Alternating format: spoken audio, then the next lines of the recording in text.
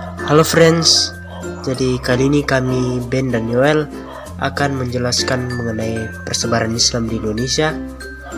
Selamat menyaksikan.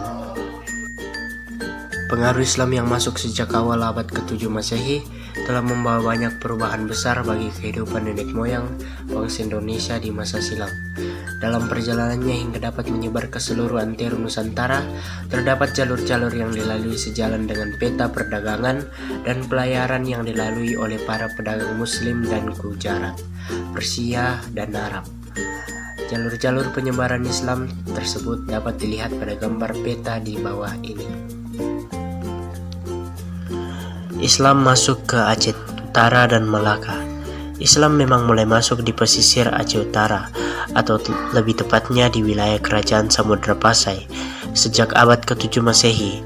Akan tetapi, pengaruhnya baru mulai dirasakan cukup besar setelah tahun 1285, setelah Samudra Pasai menjadi sebuah pusat perdagangan di wilayah semenanjung Asia Tenggara.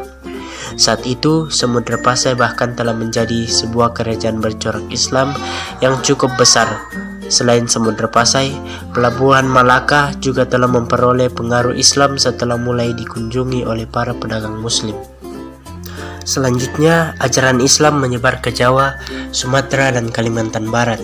Dari Samudra Pasai dan Malaka, Islam kemudian menyebar ke beberapa wilayah lain di Nusantara, sering jalur pelayaran dan perdagangan masa silam.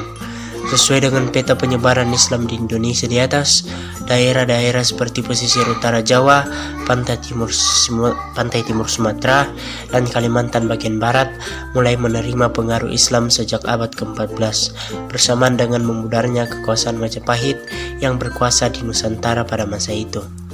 Di Jawa, kota-kota pelabuhan seperti Gresik, Tuban, Surabaya, Jepara, Demak, Banten, dan Cirebon berubah menjadi pusat-pusat pengembangan Islam. Beberapa di antaranya bahkan beralih menjadi sebuah kerajaan Islam yang cukup berpengaruh. Kemudian, ajaran Islam menyebar ke pesisir barat Sumatera. Seiring jatuhnya Malaka ke tangan Portugis di tahun 1511, para pedagang yang awalnya selalu singgah di Malaka sebelum menuju Jawa Barat, jalur pantai timur Sumatera, lantas mengalihkan jalur pelayarannya lewat jalur pantai barat Sumatera, menyeberang Selat Sunda sebelum akhirnya sampai di pesisir utara Jawa. Pada masa itu, di kota Padang dan Bengkulu lantas mulai menerima pengaruh Islam, utamanya dari para pedagang Muslim Persia. Terus, ajaran Islam berkembang dari Jawa ke Kalimantan Selatan, Sulawesi, dan ke Maluku. Pengaruh Islam di pesisir utara Jawa mengalami kemajuan yang signifikan di sekitar abad ke-15. Hal ini didukung oleh runtuhnya kerajaan Majapahit dan berdirinya kerajaan Demak sebagai kerajaan Islam pertama di tanah Jawa. Demak menjadi pusat penyebaran agama Islam pada masa itu. Banyak orang dari Maluku, Ternate dan Tidore, Sulawesi, Makassar dan Goa, dan Kalimantan Selatan, Banjar, yang tertarik dengan ajaran Islam, mulai menimba ilmu di pesantren-pesantren Demak. Pasca penyelesaian pendidikannya, orang-orang tersebut lantas kembali ke daerahnya masing-masing untuk mengajarkan pemahaman Islam melalui dakwah-dakwah yang masif. Syiar Islam di abad ke-16. Di abad ke-16, di Maluku, Sulawesi, dan Kalimantan berdiri kerajaan-kerajaan bercorak Islam seperti Kesultanan Ternate Tidore, Kesultanan Gorontalo, Kesultanan Makassar, dan Kesultanan Banjar. Kesultanan bercorak Islam tersebut juga membantu penyebaran Islam di Nusantara. Kesultanan Ternate Tidore menyebarkan Islam ke wilayah sekitar Maluku, Papua, dan Sulawesi Utara. Kesultanan Makassar dan Gorontalo menyebarkan Islam ke wilayah Nusa Tenggara dan Kalimantan Timur, sementara Kesultanan Banjar menebar pengaruh Islam ke pedalaman Kalimantan. Sejak abad ke-16 ini, pengaruh Islam sudah menyebar secara merata ke seluruh wilayah Indonesia. Pengaruh ini berhasil mengubah agama dan kepercayaan nenek moyang kita yang awalnya memeluk Hindu Buddha ke agama Islam. Adapun peta penyebaran Islam di Indonesia beserta jalur-jalurnya yang dijelaskan di atas hingga kini bisa dibuktikan kebenarannya lewat beberapa peninggalan bersejarah di kota-kota yang pernah menjadi pusat penyebaran Islam. Mengapa kita perlu mempelajari masuknya Islam ke Indonesia? Pertama, untuk mengetahui sejarah perkembangan Islam di Nusantara dan bagaimana proses perkembangan Islam di Nusantara.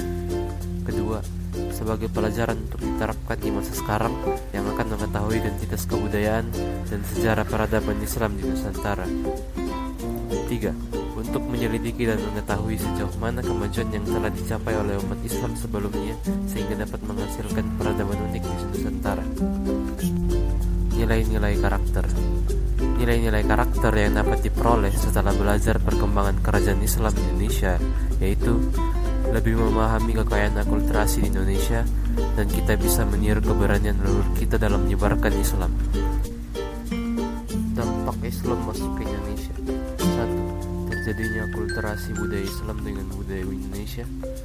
2. Bahasa Melayu menjadi bahasa yang tumbuh berkembang sejalan dengan penyebaran Islam serta pelayaran dan perdagangan di Nusantara.